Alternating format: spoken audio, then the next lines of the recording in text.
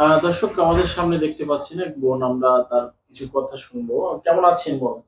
আলহামদুলিল্লাহ। ভালো আছেন? হ্যাঁ, আপনাকে দয়ায় অনেক ভালো আছি। আচ্ছা, একটু দিকে তাকাই, আমার দিকে কথা বলেন, ক্যামেরার দিকে তাকান। আচ্ছা, আপনার নাম কি এবং আসলে কি উদ্দেশ্য নিয়ে আমাদের সামনে এসেছেন বলেন?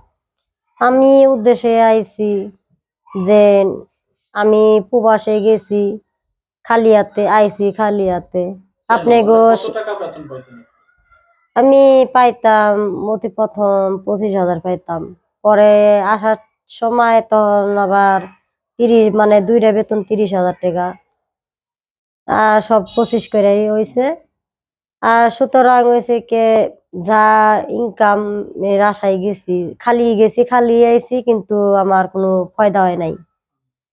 আমি যে আশায় গেছিলাম ঘর বাড়ি করার লেগে, মানুষ লাভান মানুষ করার লেগে, আমি কোনটাই করতে পারিনি। আসলে ওর সন্তানের বাবা কোথায়? সন্তানের বাবা এই বাড়ি থাকে, এই রায়গা, জেনে মানে যার জেনে ভালো লাগে সে সেনে থাকে। আচ্ছা, বাবার সাথে কি রাগ করে চলে গেছেন প্রবাসে? হ্যাঁ, রাগ করে গেছিলাম, মারধর করতো, রাগের সাথেই গেছি। কি অভাব ছিল আপনার ভিতরে? আমারও অভাব ছিল, আমার পোলাপান চাহিদা মিটাই পারতাম না, ঠিক মতন খাইতে দিয়ে পারতাম না। তারপরে থাকার জায়গা নাই, বসার জায়গা নাই।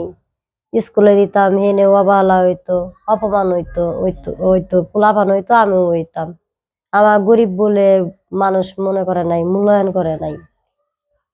কে মূল্যায়ন করেনি? সমাজের মানুষ, দুনিয়ার মানুষ। আচ্ছা, এই যে আপনি প্রবাসে ছিলেন, ওদের সাথে যখন প্রথম গেলেন, কি কাজ করতেন ওখানে একটু যদি বলেন? আমি ওখানে 3টা রুগী পালছি। আর আমি এমনিতে রুগী, আর রুগী পালতে পালতে আমি নিজেই রুগী হয়ে যাই। তারপরও আমার শরীরটা ভালো রাখছিল, আলহামদুলিল্লাহ।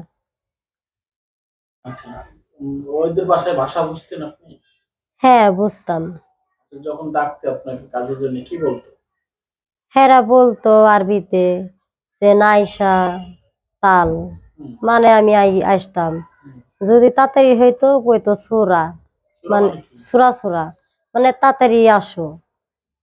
আহ, ওষুধ খাওয়ানোর কথা বলতো যে আয়সা, তাল, সুরা সুরা, দাওয়া, আহ, কুলি, কুলি মানে মানে ডুগি, ডুগি মানে গিলা খাওয়াই দিবার বলে আর কি। আচ্ছা, এখানে কি আপনার অন্য কোনো অসুবিধা হইতো? না, সেনে অসুবিধা হইতো না। সেনে আমার পরিচিত করা লেগে আমারে আরো 2,000 টাকা আমার হেল্প করছে পুলিশে, মিছা কথা বলে এমনি। কি খাবার দিত আপনার? আমার খাওয়ার বিটে খাওয়াই কষ্ট করছি। আমি রুটি চার বিটে থাকতাম। আর মাঝে মাঝে বার্গার টাইনা দিত, বার্গার টাইনা দিলে পরে আমি একটু খুশি হইতাম, মানে একটু পেটটা ভরতো। আচ্ছা, মানে বেশি ভাত খাইতে দিত না আপনাকে? না, আমি কিনাই না খাইতাম ভাত। ভাত কি রান্না করা কেনা পাওয়া যায়? না, আমি চাউল কিনে আনতাম। চাল কিনে আনতেন? হুম। আচ্ছা, চাল কি একাই টাকা দিয়ে কিনে আনতে হতো আপনার? হ্যাঁ, আমি নিজের টাকা দিয়ে কিনে খাইছি। তারা দিত না? না। এটা কি আপনার খরচ ছিল? হ্যাঁ, আমার খরচ ছিল। ওখানে কথা ছিল কি থাকা খাওয়া সব দিবে? হ্যাঁ, কিন্তু দেয় নাই। আচ্ছা, অন্য বিষয়ে আমরা একটু কথা বলবো, সেটা হলো অনেক সময় মেয়েরা গেলে অনেক বিষয়ে সমস্যা হয়। আপনার কি হয়েছিল? না, আমার ওরকম কোনো সমস্যা নাই, আমি ভদ্র ফ্যামিলিতে পড়ছিলাম, কিন্তু একটু কেপটা, কেপটা ফ্যামিলি। পুরুষ ছিল কয়জন? পুরুষ ছিল একজন, কিন্তু উপর তালা, আমরা নিচ তলায় থাকতাম। তিনি কি আপনি যাদের সেবা করতেন তার সন্তান? না, তার খালা শাশুড়ি। ও আচ্ছা, মানে জামাইয়ের সাথে থাকতেন? হ্যাঁ। জামাই মেয়ে উপরে থাকতো?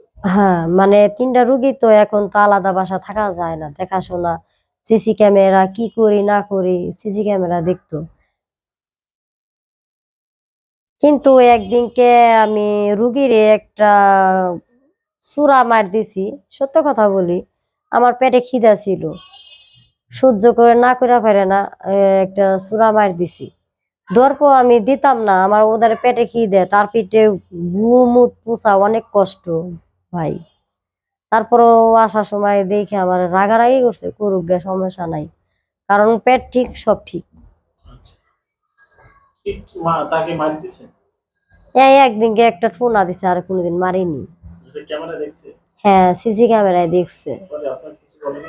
না, আমারে কখনো কিছু বলে নাই, কিন্তু হ্যাঁ আর এক বোন আসলে হ্যাঁ সাপোর্ট করছে যে থাক ছাইরা দে, বুঝে কি নাই। বলছিল আপনাকে? আমারে বলছিল হারামিয়া। আমিয়া হুম। মানে কি? হারামিয়া মানে কি, মানে সন্ত্রাস, ডাকাত, চোর চুট্টা। এগুলো বলছিল? হুম। তখন আমার রাগ আসছিল? না, আমি বলছি যে আনা আক্কিল মাপি, আনা রুজ্জু রুজানা মাপি আউগাপ মাপি ইদ্দিক বলতাম। তারপরে?